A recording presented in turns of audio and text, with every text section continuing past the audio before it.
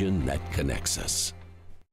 The William and Flora Hewlett Foundation, helping people build measurably better lives.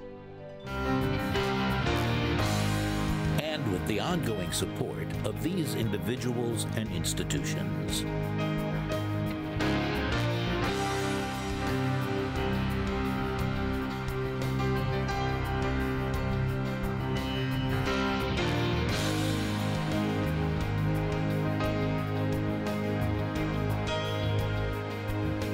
This program was made possible by the Corporation for Public Broadcasting and by contributions to your PBS station from viewers like you. Thank you. North Korea has again seized the world's attention with a new nuclear blast. The weekend test may move Pyongyang a quantum leap forward in its bid to become a nuclear power, capable of threatening the U.S. mainland. That, in turn, has set off a new diplomatic flurry. Special correspondent Nick Schifrin reports. Enough is enough. For the second time in a week, the Security Council today held an emergency session on North Korea, and U.S. Ambassador to the UN, Nikki Haley, said North Korean leader Kim Jong-un had slapped the international community in the face. His abusive use of missiles and his nuclear threats show that he is begging for war. War is never something the United States wants. We don't want it now. But our country's patience is not unlimited.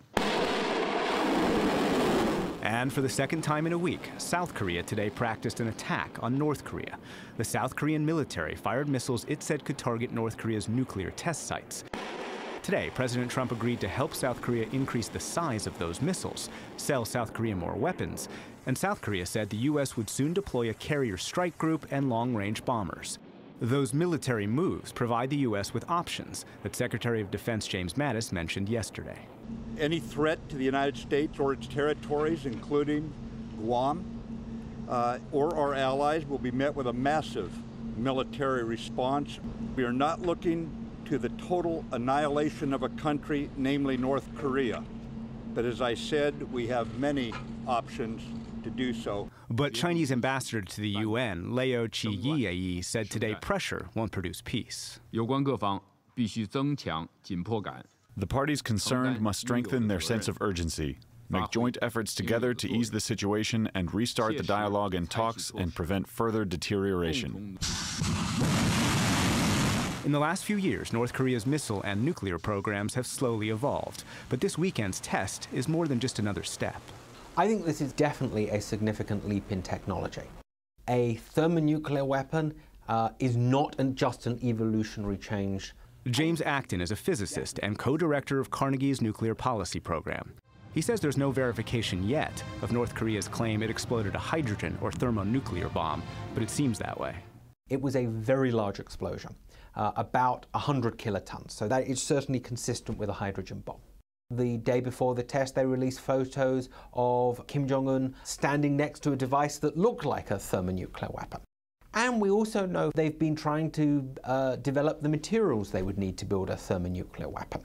Here's the difference. An atomic bomb splits a uranium or plutonium atom. That's fission. That split creates more splits, and a chain reaction that creates a nuclear blast.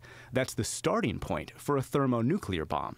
The fission explosions create enough energy for hydrogen atoms to fuse together. That's fusion, and it makes a much more powerful bomb. A thermonuclear weapon can produce yields that are 10, 100, even 1,000 times bigger than a simple atomic weapon. This was the size of the impact of the U.S. atomic bomb dropped on Hiroshima, and this would be the size of the impact from this weekend's North Korean bomb. The Hiroshima test leveled the center of a city. It killed about a couple of 100,000 people. This bomb is 5 times bigger. That kind of gives you some sense of the enormous explosive scale of the weapon that was detonated. It's not clear if North Korea can miniaturize that kind of bomb so it can be delivered by a ballistic missile, but James Acton says it's only a matter of time.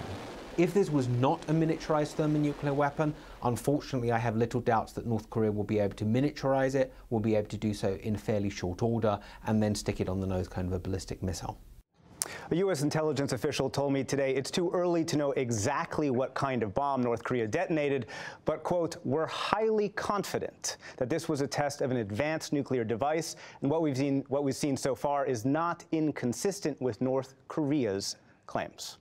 So, for more on all this, we get two views. Bob Gallucci had an extensive career in nuclear arms control, including as chief U.S. negotiator with North Korea during the Clinton administration. He's a professor at Georgetown University and chair of the U.S. Korea Institute at Johns Hopkins University.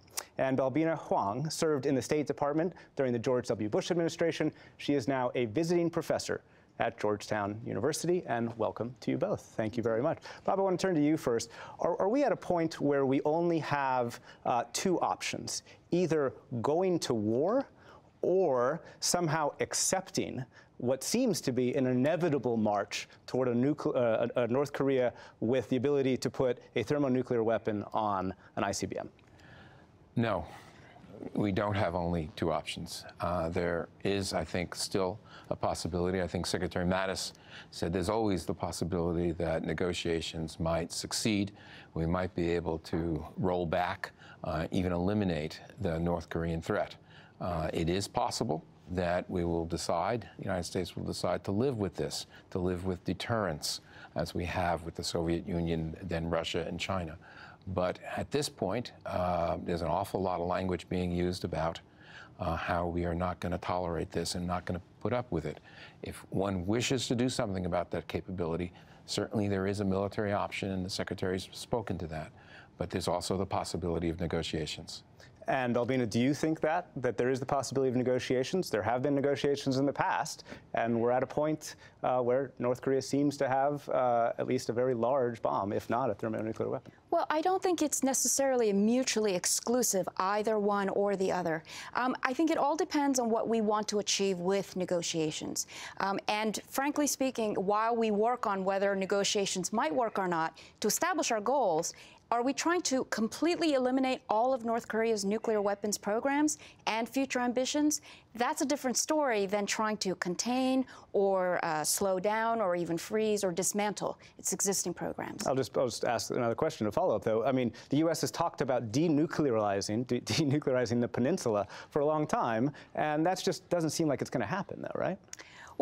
Well, it's certainly very difficult to, because how do you negotiate with a party that, first of all, has refused to negotiate because it won't put the nuclear weapons on the table, and secondly,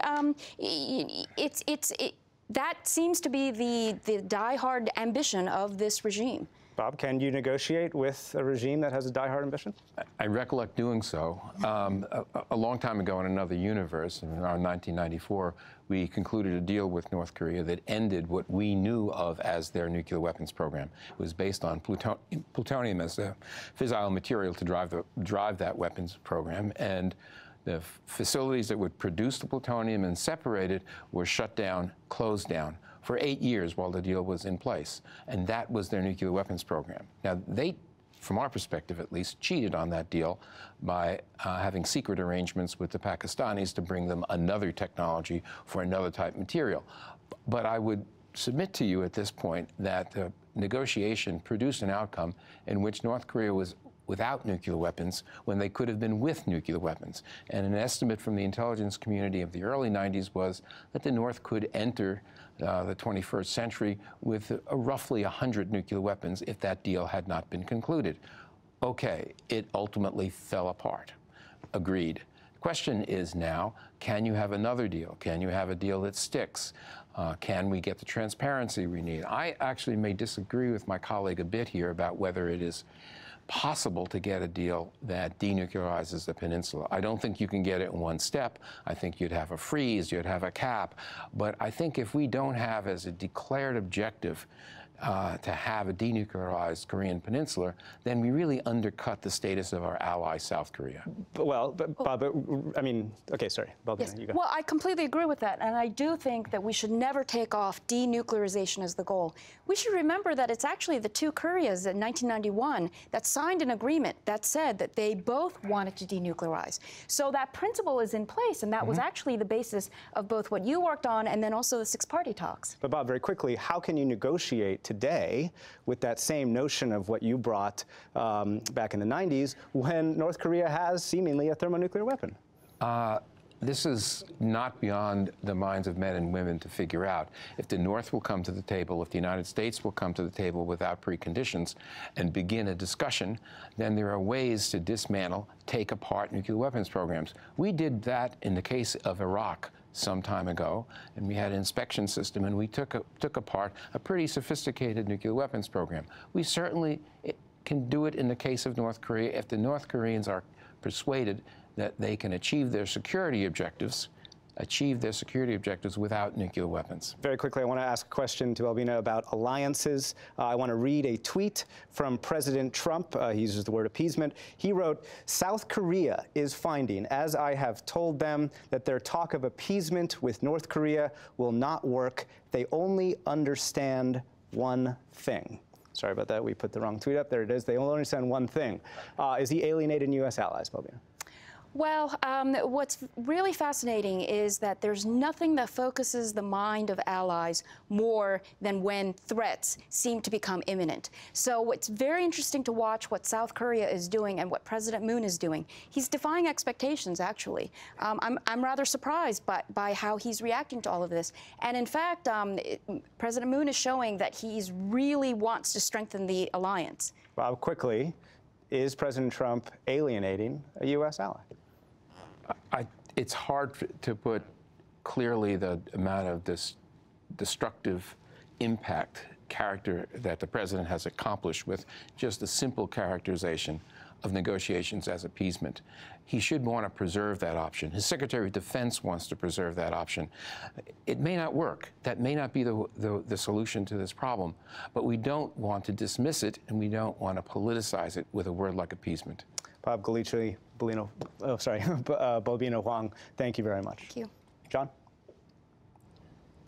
Thanks, Nick. In the day's other news, Texas officials have raised the death toll from Hurricane Harvey to 60 as the recovery moved slowly forward, even as parts of Houston remained underwater. Torrents gushed from a swollen reservoir in a controlled release that forced 4,700 more homes to be evacuated. The top elected official in Harris County, which includes Houston, said the hard work is just beginning. Storm's been dealt with, but if 2 weeks from now people still have debris and they don't have a sense that it's going to be picked up, if they don't have a sense that they're going to have housing, if they don't have a sense that all levels of government are working together to bring them relief, then all these warm, fuzzy feelings we have today are going to be gone. Elsewhere, officials lifted an evacuation order around a wrecked chemical plant outside Houston. And leaders in the House and Representatives set a vote for Wednesday on a disaster aid bill totaling $7.9 billion. Meanwhile, Hurricane Irma grew into a dangerous Category 4 storm with sustained winds of 130 miles an hour and still growing. Satellite images today showed the storm's advance. The governors of Florida and Puerto Rico declared emergencies. The storm is expected to pass close to the Leeward Islands tomorrow night before moving toward Puerto Rico and possibly South Florida by the weekend. Rain and cooler temperatures are helping firefighters in Los Angeles battle the largest blaze in city history. The fire has been burning since Friday and has swept through nearly 6,000 acres. But LA's fire chief says damage to homes has been minimal. Our people are tired. I talked to them at length yesterday and last night. They had a good rest period, a large percentage of them last night. And that's a good sign. As long as the weather continues to cooperate, I am very confident and convinced we'll be fine. To the north, crews are struggling with fires and high heat. At Yosemite National Park today, high wind pushed a fire into a grove of giant sequoia trees that are 2,700 years old. Officials aren't sure of the extent of the damage. Lawmakers and activists are bracing for President Trump to stop shielding 800,000 young immigrants from deportation. The Obama-era effort covers people who were brought into the United States illegally as children. It's widely reported Mr. Trump will announce tomorrow that he's ending the program in 6 months. That's to give Congress time to address the issue. We'll have more later in our Politics Monday segment. Violence against the Rohingya Muslims of Myanmar grew growing condemnation across the Muslim world today. In Russian Chechnya, tens of thousands of protesters rallied in the capital of Grozny.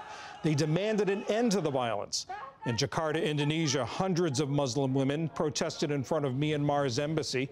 The Indonesian president urged Myanmar's leaders to act. Menyesalkan aksi kekerasan yang terjadi di. We deplore the violence that occurred in Myanmar.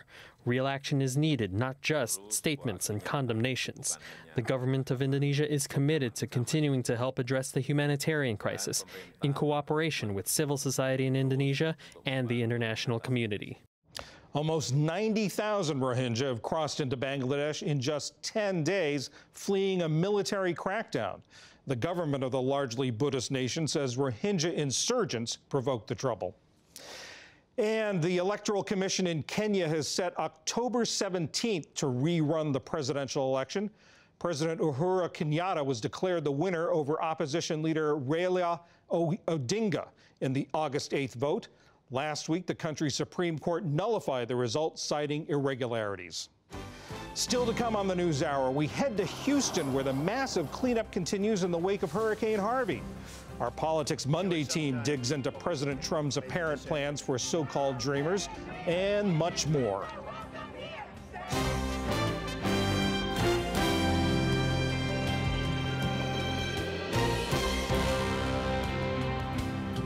At the height of Harvey's fury in Houston, thousands of people sought refuge in the city's convention center. While the numbers have gone down, for those who are still there, the sense of desperation is still high. Special correspondent Marcia Biggs has our report.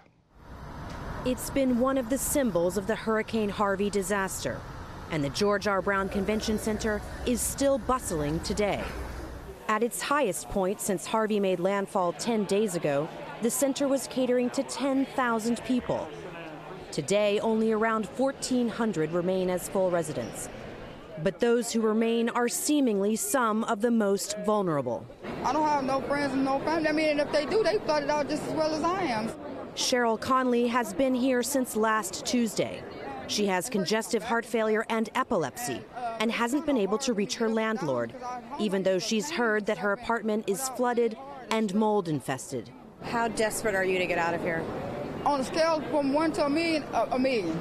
I'm trying to see why FEMA keep having my status pending, when I have a letter right here from the doctor saying that I'm critical care, that I have congestive heart failure and seizures, and nobody's doing nothing about it. For now, she says she has nowhere to go. People like Cheryl are turning to the legion of lawyers set up in the lobby. Mostly about visas expiring. Rita Lucido is a private lawyer and activist coordinating the effort. She says the biggest issues today surround filing for benefits and knowing about renters' rights. Talk to your landlord about getting your belongings out if anything's left. Ask them if it's safe to go in. And you can negotiate with your landlord to transfer your security deposit to another apartment. Those are the kind of really very practical legal answers for folks who are in a precarious situation. But renters' rights are way beyond the problems some here are facing. Donna Morrissey is the Red Cross spokesperson. We have a wide array of people who have special needs. We have people who are in wheelchairs, people who have very serious medical conditions, people who are homeless.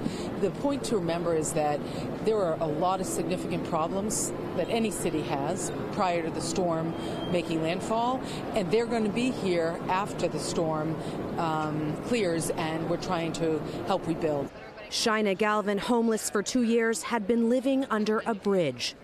Her local food pantry shut down during the storm, and she came to the convention center. I was very grateful to have this place to come to. How long will you stay? Until I can get out on my feet, or until they shut this down. And then after that, I don't know where I'll go. So in a way, the storm gave you a place to go. It did. It did give me a place to go to.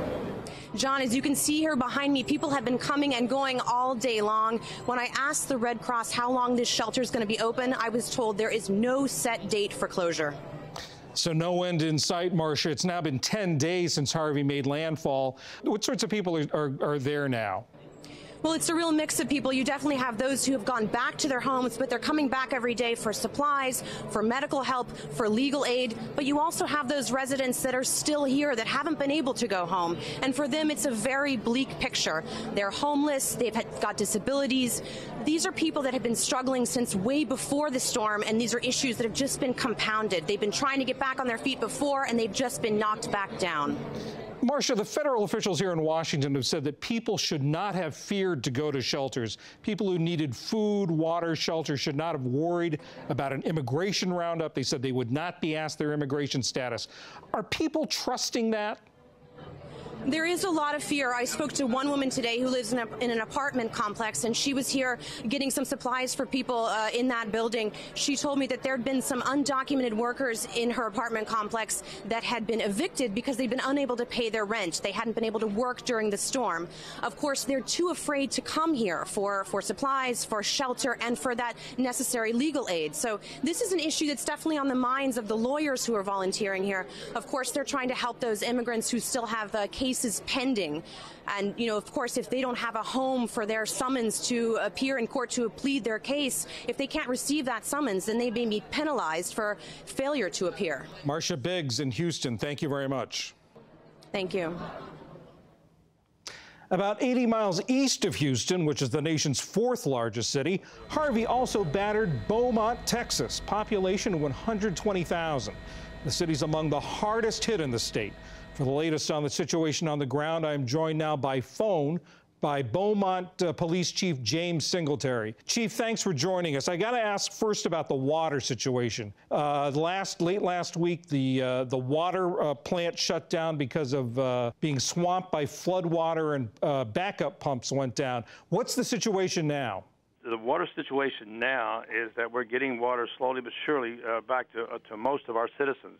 We've had it'd be a totally different interview to tell you how that happened. We had some private industries and some and working with our water folks and getting it restored. So that in itself is an amazing story. But we're slowly but surely getting water restored. But it's going to be a while before we're going to lift the boil water notice right now. So everyone in the town, in the city, still has running water now. Is that right? Not everybody, but most of them do, and it's trickling right now in some places, and some of them are, are better than others. What about other conditions, Chief? Has the water started to recede yet? Yes, sir. The water has started to recede. We have a very big river here next to Beaumont, Neches River, and it's starting to recede a little bit. It crested a couple of days ago, I think. So the water is starting to recede. There's still about 3,000 homes that we have not been able to get to see what their situation is. We've done a bunch of flyovers with the drones and the helicopters, and gosh, it's horrific. I've lived here my whole life, and I've been a cop for my whole adult life, and I've never seen anything like this. Chief, have people been able to get back to their homes? You say the water is going down. Have they been able to get back to their homes yet, or is that still a little bit away? Yeah, that's still a bit away. There's some areas that we can't even access, and it'll be a while before some citizens are able to get back to their homes. And then there's areas north of us and east of us and even south of us that are in pretty bad shape also. But it's going to be a while. This thing has impacted us, this area for years to come, I'm afraid, in so many different areas. Chief, I got to ask you. I mean, you and your force are not only working this disaster. You're living through it. I mean, imagine some of the homes that some of your force have been affected by this. What's that been like for you, for the men and women of your police department? Well, that's another horrible thing that's happened to our officers and our city workers. We've had over 130 of our Beaumont's first responders, the firefighters and police officers and emergency personnel that have been adversely affected, or actually significant damage to their homes. And most of these officers, and this is what's amazing, this is why I love these guys, most of these officers are here working, and they have no idea how bad their homes are destroyed or how badly their homes are damaged, but they're here working, and it makes you feel great if you live here in Beaumont, especially if you're the chief of police. Chief James Singletary of Beaumont, I'm glad to hear things are getting better, and we appreciate your work, your department's work, and our thoughts are with you. You got it. Thank you very much.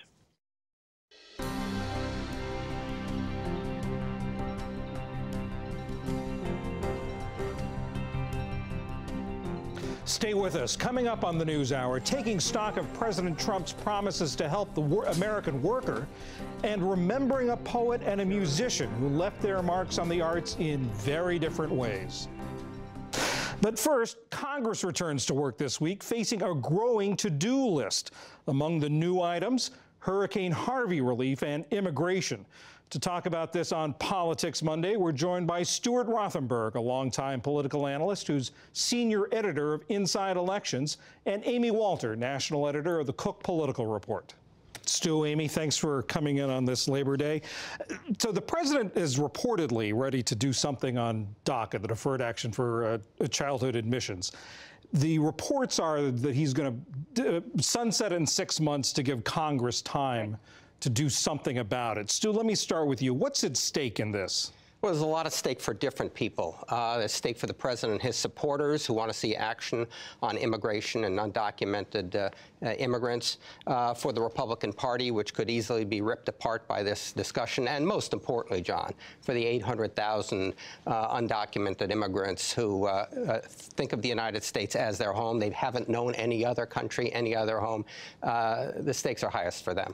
Yeah, I think Stu set it up perfectly. And the real question for Congress is, if there were an easy legislative solution, we would have already been there. I mean, this is something that has been going through Congress both during Democratic and Republican administrations. The divide in the Republican Party is fierce, and it even cost one member of the House leadership his seat. Eric Cantor, of course, lost in 2014 after suggesting that maybe Republicans should do more on immigration reform, deal with some of the dreamers and illegal immigration.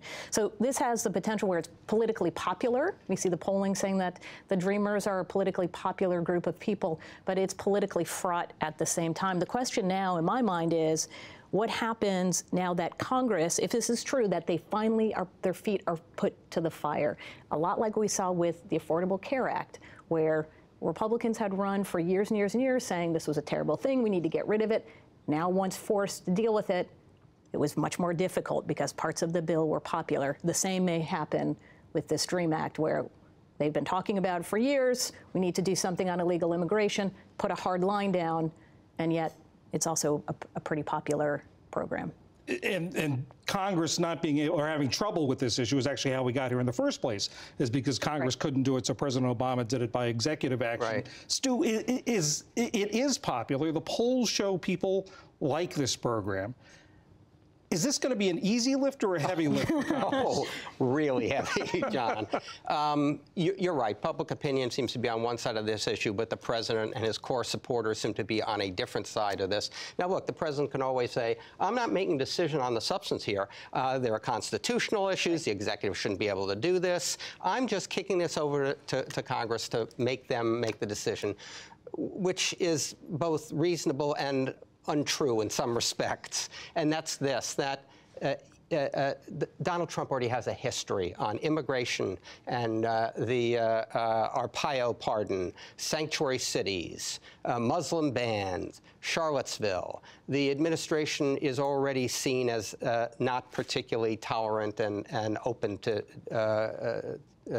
immigrants and undocumented immigrants. And so I think for him to say, well, it's a constitutional argument, I don't think that's going to carry the day with many people. He's going to be responsible for this policy if Congress cannot act. And Amy, this adds to a list of things that Congress is already facing. They've now got Harvey relief.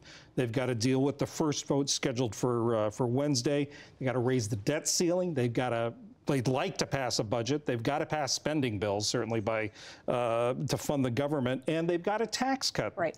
So it's the proactive and reactive part. When the last time we talked, before they went into recess, we thought that it was going to be really just a couple of those things: debt ceiling and government funding, and then to be proactive, to get a tax cut done. That was really their top priority. We can get these other things sort of out of the way, but then Harvey and immigration on top of it makes the tax reform thing that much more difficult. When you talk to Republicans, their greatest fear coming into 2018 is that they end 2017 without substantive accomplishments, and that they have to go to voters in 2018 with sort of a laundry list of, they've passed some bills, but nothing that's particularly substantive, nothing that's really going to energize their base. So having to deal with a whole bunch of stuff that they hadn't planned on doing on top of stuff that's already fraught, that's going to be a challenge. The one thing, though, that Republicans do want to do is look as if they are competent. Get these little things out of the way that normally trip them up, like the debt ceiling and I don't mean little, but I mean the things that they should be able to do easily, so that they can get onto the more substantive stuff. That was their number one concern. Josh, can I just add one thing? I agree with Amy completely. I just add one thing. One thing that we've learned about this president is to expect the unexpected. We are talking now as if in the next few months we know the precise number of issues and what those issues are. The president has a habit of tweeting, I've noticed. I don't know if you've noticed that. He has a habit of tweeting and creating controversies and issues. So on top of all this, on top of funding of the government and the debt ceiling and DACA and tax reform, there may be 2 or 3 other things that develop because it hits the president's fancy and creates new problems. Well, and also one of the reactive things is North Korea. I mean, how is that going to, this is sort of looming over everything. How is that likely to affect what's going on? To Stu's point, the tweet about it is something that the members of Congress are going to have to react to, and the issue just in general. But I do think this gets to the issue, really, of the president and how people view him temperamentally and whether his temperament can meet the time, right? That the concern about North Korea right now is we don't really know what's happening. There is a whole bunch that we learned about this weekend that is very troubling. And whether the president himself, his personality is one that a whole bunch of folks question whether temperamentally he can do well by this issue. It's so dangerous, and every tweet carries added significance. And so I think as we're watching where the public goes and where Congress goes, it is watching to see, again, if his temperament and his tone fits the time that we're in. And I think that because of this, there is not the usual rally around the flag effect that we normally see when there's a foreign policy crisis. It's not as if there were a whole bunch of Americans rooting for North Korea. No, that's not the case. Americans are still rooting for the president, for Congress, for this country, of course. But there isn't that natural sense that the president has the temperament, the experience, the competence, the forthrightness that we expect from presidents and that get our loyalty and our allegiance. And so the president still needs to earn American voters' trust, and that's a problem at this point in the presidency. Stu, we've got to leave it there. Stu Rothenberg, Amy Walter, Politics Monday. Thanks for joining us. Well, thank you.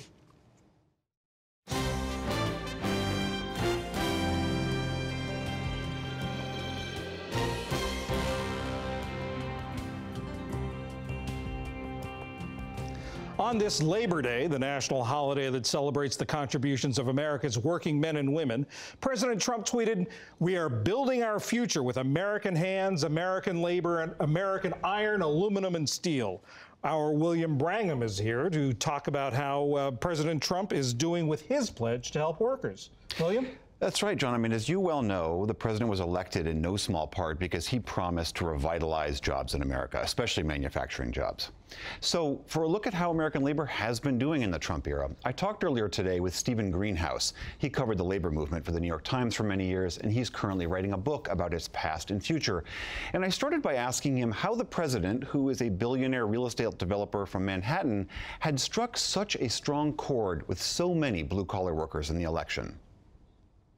My sense is President Trump was very smart in reading workers' concerns and anxieties. He saw that a lot of workers, especially blue-collar workers in the Midwest, were very concerned about stagnant wages, jobs lost to trade, closed factories, and he talked very directly and viscerally to them, saying, I'm going to do something about it. Hillary's not going to do enough about it. We're going to bring back the jobs. We're going to get tough with Mexico and China on trade.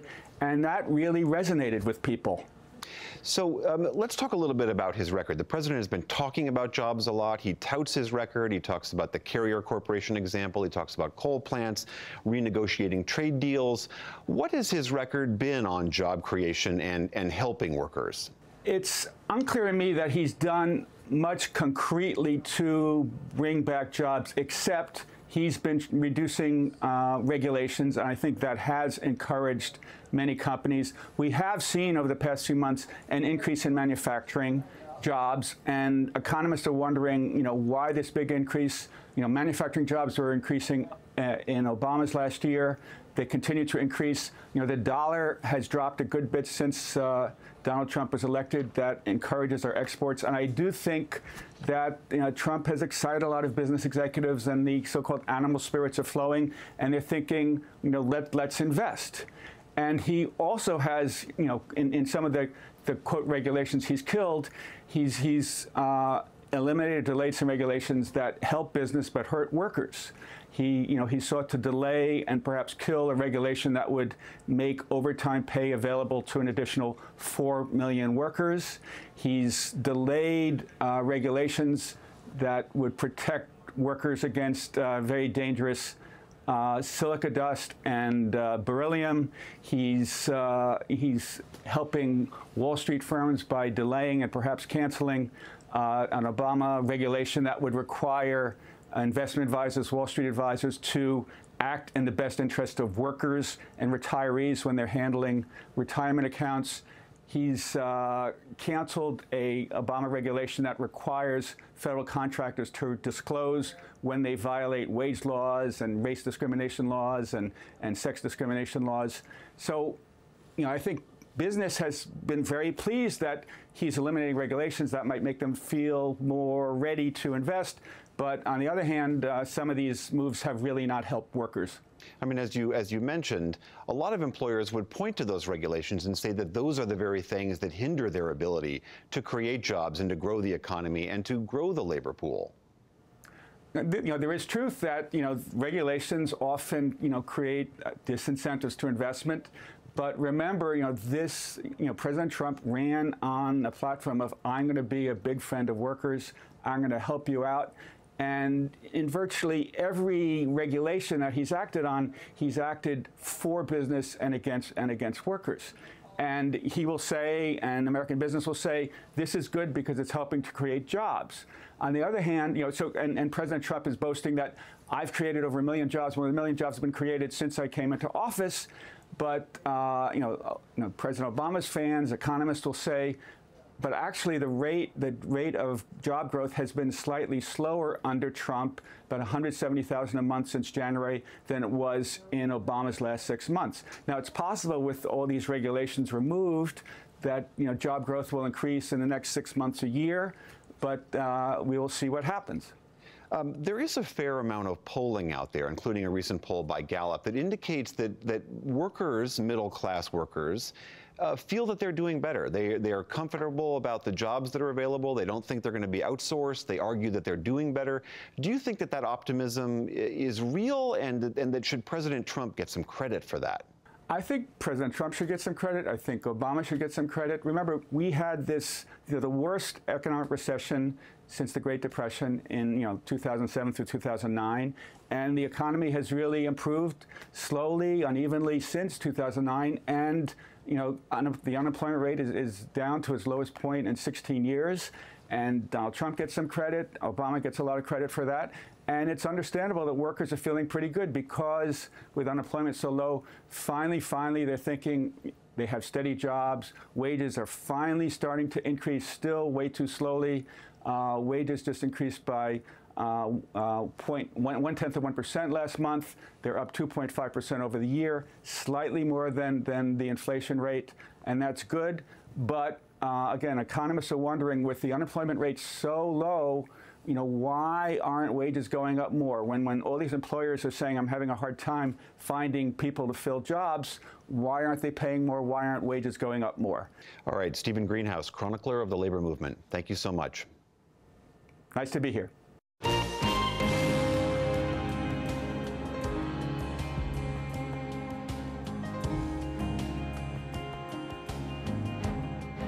Next, we return to the story of violence in Myanmar against the ethnic minority group known as the Rohingya. We look at their plight and the challenges they face after they flee to Bangladesh. As special correspondent Tanya Rashid found earlier this year when this story first aired, they are hardly more welcome in their new home. We should warn you, some viewers may find parts of this story disturbing. The island is isolated, covered in bushes, and underwater half of the year. It's called Tengah Chor, and it lies on the coast of Bangladesh. It's a hard and long day's boat ride from the nearest port. This rough spot might be the new home for the Rohingya, a group of more than 300,000 people the UN calls the most persecuted minority in the world. But on the camp on the mainland, Hafiz, a Rohingya activist, says that this is no place they want to go. If we go to Tengah Chor, we will get sick. We can die. We're used to being here, and we feel safe here. It's only a relative safety. Close to 500,000 have fled murder and persecution by the army of Myanmar to seek refuge in camps in southern Bangladesh. The Muslim Rohingya have lived in mainly Buddhist Myanmar for centuries, but are viewed as illegal ethnic Bangladeshis by the Myanmar government. The de facto leader of Myanmar, Nobel Peace Laureate Aung San Suu Kyi, has denied a UN charge of ethnic cleansing of the Rohingyas. But in the last 8 months, the numbers of Rohingyas fleeing for their lives have surged to more than 70,000. But now their lives are more precarious than ever before. Monsoon season and a punishing cyclone damaged many. So the Bangladeshi government plans to resolve the Rohingyas' continued displacement by moving 60,000 of the refugees to this remote island. Aid agencies like the UNHCR and Human Rights Watch have expressed alarm over the planned relocation. Our journey to the island was difficult. We began a week before the cyclone. We traveled first by ferry, then by a private boat, where a local fisherman agreed to take us to the island. It was a dangerous journey. Pirates are known to control these seas and take hostages for ransom. But the island is not easy to access. The tides are too high on the bigger ship, so we had to get a smaller boat to take us to the island. We just made it on the island. We managed to find a muddy bog to land near and get us across to the island. The government has already moved forward with the plan of making the island more habitable by planting trees. But this local official doesn't want the Rohingyas moving into his district. He thinks it will create more problems for his community. In the past, the Rohingya were related to the drug problem. They are linked to drugs, linked to smuggling.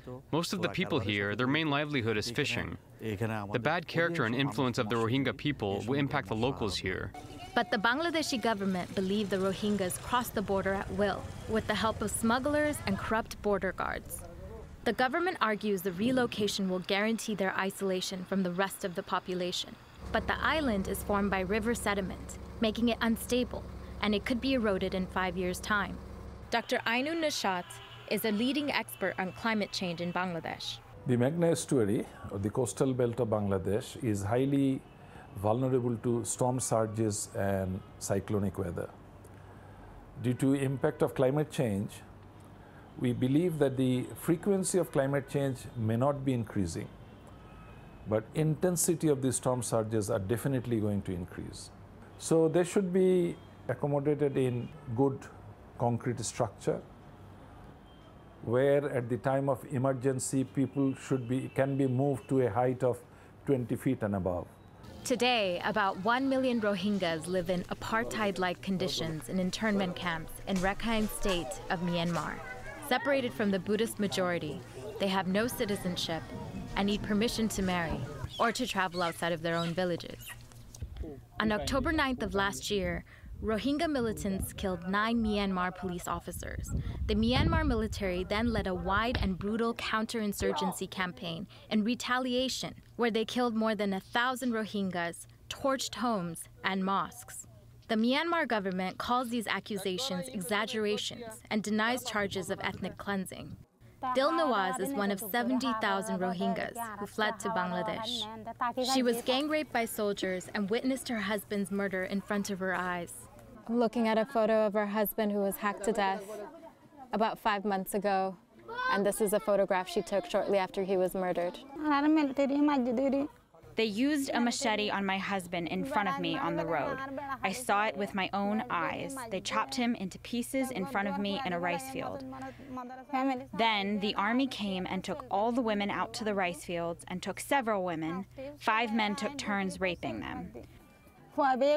They took people's gold jewelry, rings, and earrings. They killed some children. Then they burned all the houses down, followed by the mosque. Then the military went back to a Buddhist area. This is why we fled to Bangladesh. Activist Hafiz says they have found refuge here. Bangladesh is small and overpopulated, but they gave us a place to stand. This is a big thing. But like many other Rohingya, he wants a sense of permanence. Instead of sending us to Tengachor, if the Myanmar government could, we request that they grant us citizenship. 45-year-old Dilbar hopes for a last-ditch political solution. If the Bangladesh government and the Myanmar government negotiate a deal and send us back, then we'll be happy. If this doesn't happen, then please bomb us. We came here, left our homes, rice. We came here to save our lives. If we have no peace, then it's better to die. Our children died there. We sacrificed everything and came here for peace. If you take us to the island, it will be like killing us, slaughtering us. We are like ants. We are nothing. It won't take much to kill us. Just bomb us. Nobody will make a case against you because we have no ground under our feet. Their hope to find that safe ground one day. But for now, they remain in limbo, not of this land and not pushed from it. For the PBS NewsHour, I'm Tanya Rashid on Tengachor Island, Bangladesh.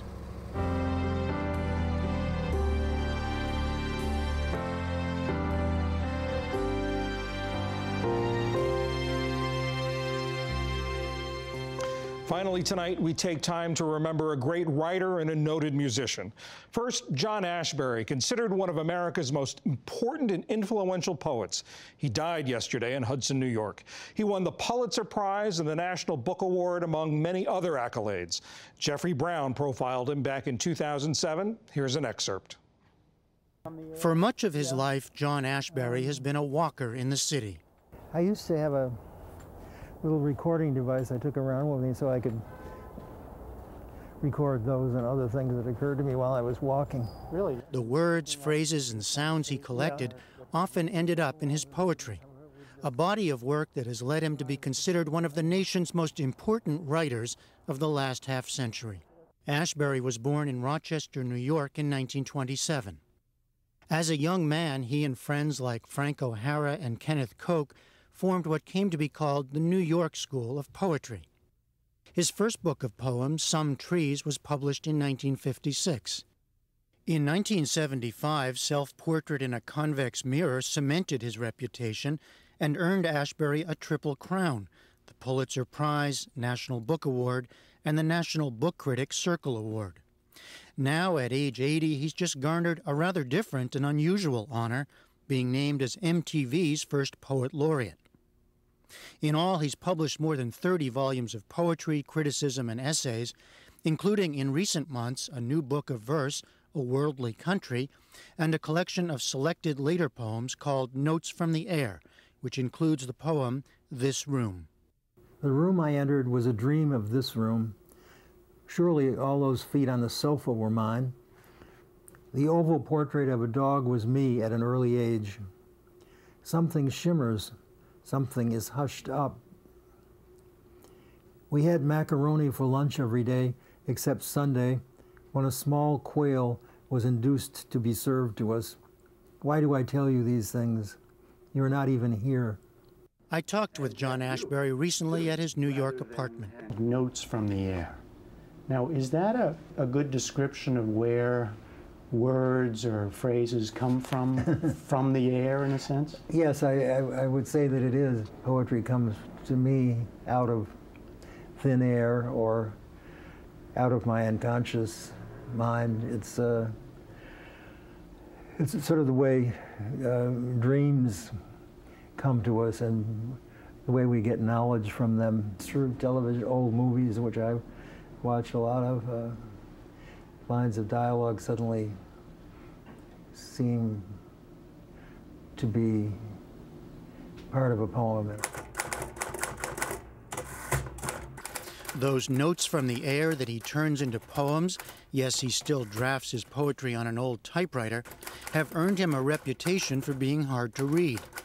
An Ashbery poem often has no clear narrative and a bewildering, if humorous, wordplay.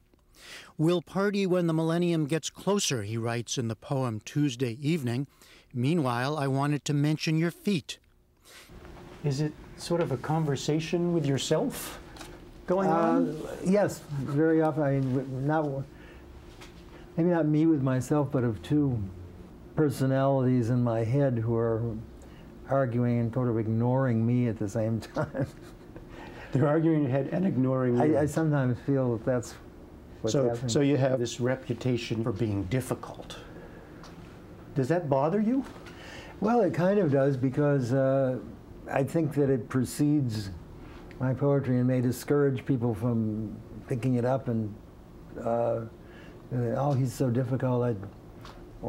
I'd have to read a book about him before I could appreciate anything that he wrote. Does a poem have to be understood in the way we normally think of understanding language? Well, I've never quite understood about understanding. My ideas for poetry, in fact, tend to come more from music than they do from poetry or literature. What do you mean by that? One listens to a piece of great music, say, and feels deeply moved by it and wants to put this feeling into words, but it can't be put into words. That's what the music has already supplied the meaning, and words will just be superfluous after that.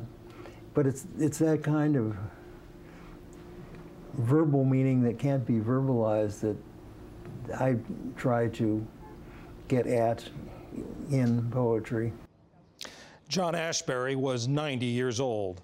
There was another loss in the world of arts and letters. Steely Dan co-founder and guitarist Walter Becker also died yesterday. He was instrumental in producing the funky melodies and enigmatic lyrics that captivated an avid following for the band.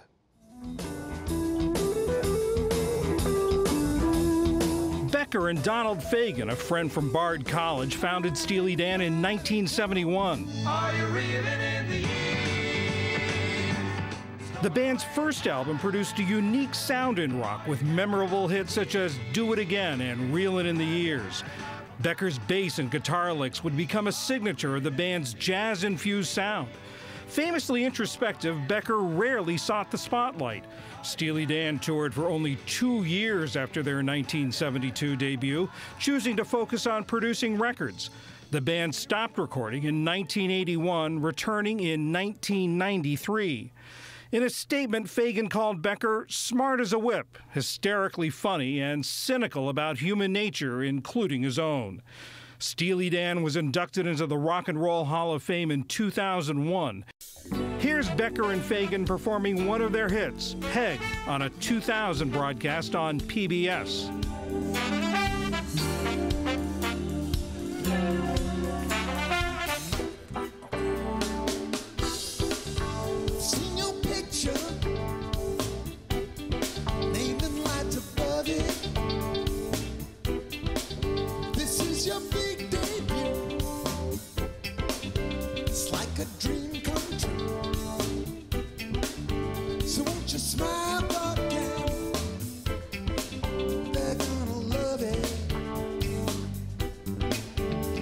Walter Becker was 67 years old. And that's the News Hour for tonight. Thanks for spending part of your Labor Day with us. I'm John Yang. Join us online and here again tomorrow evening when Judy will be back. For all of us at the PBS NewsHour, thanks. See you soon. Major funding for the PBS NewsHour has been provided by BNSF Railway and by the Alfred P. Sloan Foundation, supporting science, technology, and improved economic performance and financial literacy in the 21st century. Supported by the John D. and Catherine T. MacArthur Foundation. committed to building a more just, verdant, and peaceful world. More information at macfound.org. And with the ongoing support of these institutions. This program was made possible by the Corporation for Public Broadcasting and by contributions to your PBS station from viewers like you. Thank you.